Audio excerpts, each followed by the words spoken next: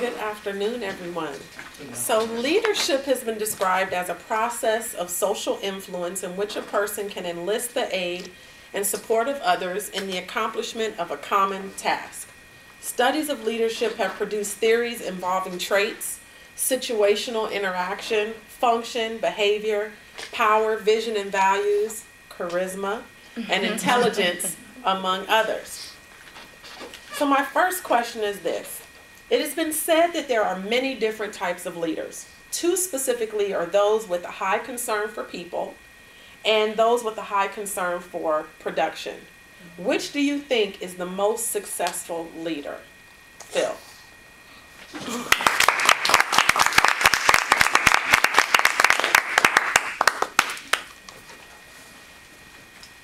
To answer your question, I would think that the leader, I will call mentor, would be for the people. Reason is, if you understand your people and understand what needs to be done and explain and train, you will get more productivity out of the person than you would being a manager that oversees them all the time. You hear the word all the time, or you hear the word out there on the floor. I have a manager that babysits me every day. I have a manager that wants to know what I'm doing every day. If you do not trust your people as to what they're supposed to be doing all day long, you'll never get anything out of your people. It's like growing up in a family. You are the leader to the family. As the word charisma. Person walks in, right away they have this charisma. I'm going to follow this person. They're going to show me something. They're going to teach me something. But then when you got another person who's a leader that's demanding, all you're going to get is, well, I guess I'm coming into work, do my 8 hours, I'm going home. And same thing at home when the kids are home. Well, I got to go up clean my room because I'm told to, not because I want to. So that is my answer to your question. Great answer. All right, setting the stage. B.F. Skinner is the father of behavior modification and developed the concept of positive reinforcement. We've all been very aware of that with Northrop Grumman's push and promotion of engagement. Being utilized by large companies across the globe, the use of positive reinforcement is a successful and growing technique used to motivate and attain desired behaviors from subordinates. It has been studied that over the last 20 years, there's been a 17% increase in performance and productivity because of this.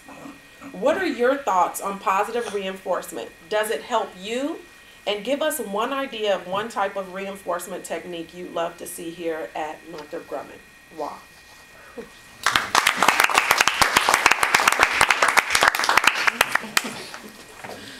Positive reinforcement. You think that's better than negative reinforcement, but you really have to think about what type of positive reinforcement you're giving.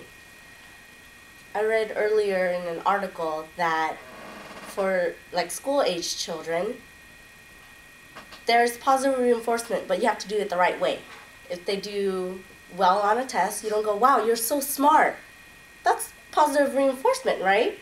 But it's not necessarily the best reinforcement. You might say, wow, you studied really hard for that test. That's why you got an A. That kind of gives them the thought that they put forth that effort. They put energy into that, and they worked hard to do it. So that encourages them next time to do the same, rather than relying on their smarts. Oh, I was smart, you know. So next time when I have a test, you know, I can do it because I'm smart. So they study less. So there's positive reinforcement, but you have to use the right kind of positive reinforcement. Same thing for at the workplace, right?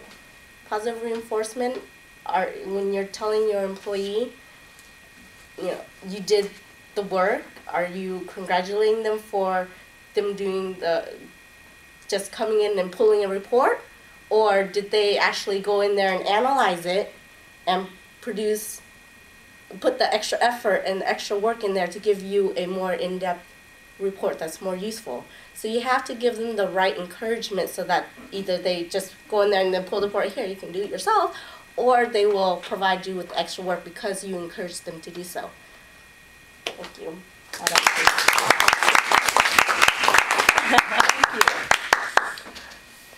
Narcissistic leadership is a leadership style in which the leader's priority is themselves, quite often at the expense of others.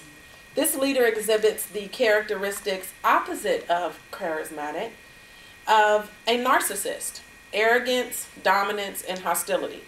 It is, however, a very common leadership style. Do you believe or would you agree that every leader must be narcissistic to some degree? Sean. I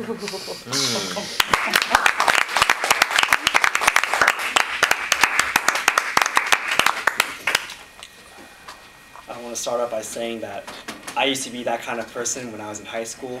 Back in the day, I joined ROTC for, it was called Naval Junior ROTC program, which is ROTC for high school students. So at the time, we knew nothing about what it's like to be a true leader, and you learn by your experiences, by doing things wrong. So again, at the time, you think that because you're in a position of power over underclassmen, you can tell them to do things. But then you find out that they don't listen to you anymore, and they don't like you. So the best thing to do is to talk to them, get to know who they are. Again, like Phil was saying, you have to get to know who the people are, understand where they're coming from. And then slowly, you'll be able to get them to do things that you didn't even ask them to. They'll go above and beyond on their own accord. Thank you.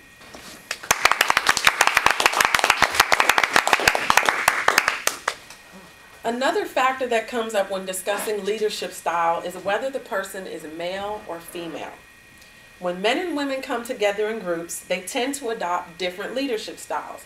Men generally assume an agenic leadership style. They are task-oriented, active, decision-focused, independent, and goal-oriented. I did not write this. Women, on the other hand, are generally more communal when they assume leadership positions. They strive to be helpful towards others, warm in relation to others, understanding and mindful of others' feelings. Would you agree with this statement, and how do you compare in respect to these assumptions? Theresa.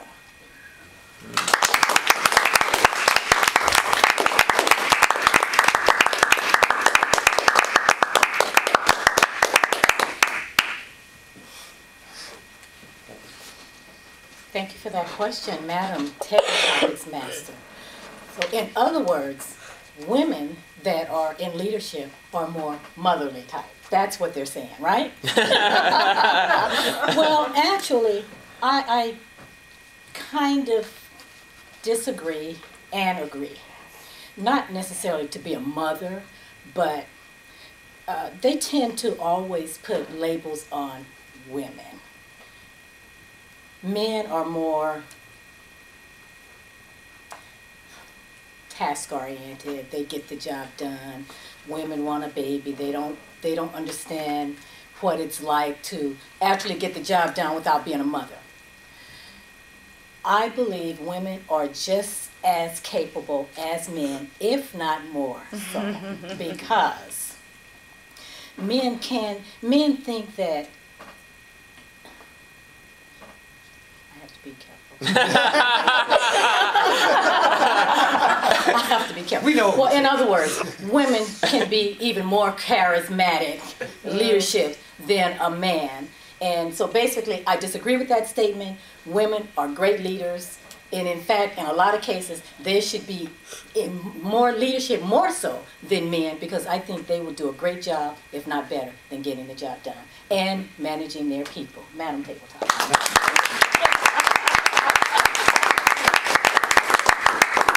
Yes, I wanted Theresa to answer that question.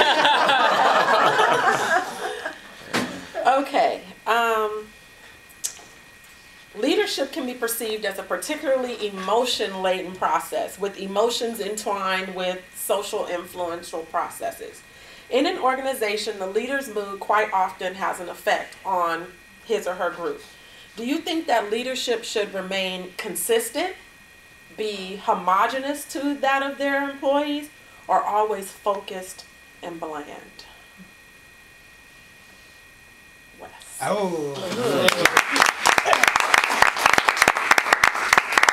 appreciate that, Miss Tabletop Master person. Okay, so you want to have expectations. People, they're not going to be afraid to come to you because, like, okay, what kind of mood is this person in today? You want to be approachable. Somebody, you know, like I said, you're just comfortable coming to them. You don't have to worry about what they had for breakfast or if their kids are driving crazy or whatever the case may be. I would say, as far as, I'm trying to remember some of these points. So as far as being emotional, you want to also be a person at the same time. You don't want to come off as somebody who doesn't really care. Like, was it Phil?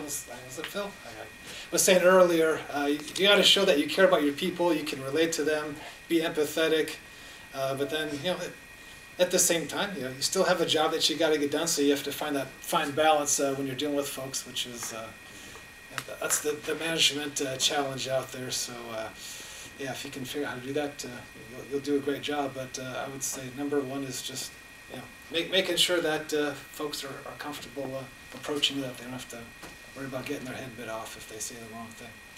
Thank you very much. That's it? Okay, so with that, I just wanted to say that there are many theories and models around leadership, obviously. And I think that we can all agree that leaders come in many different shapes and sizes, and often the least expected. But what I love, because you know I like my takeaways, is that we all recognize that we have the ability to be a leader. We may not lead a Fortune 500 company, but we can lead by examples within our families, in our workplace, in our communities, and be just as appreciated. Thank you.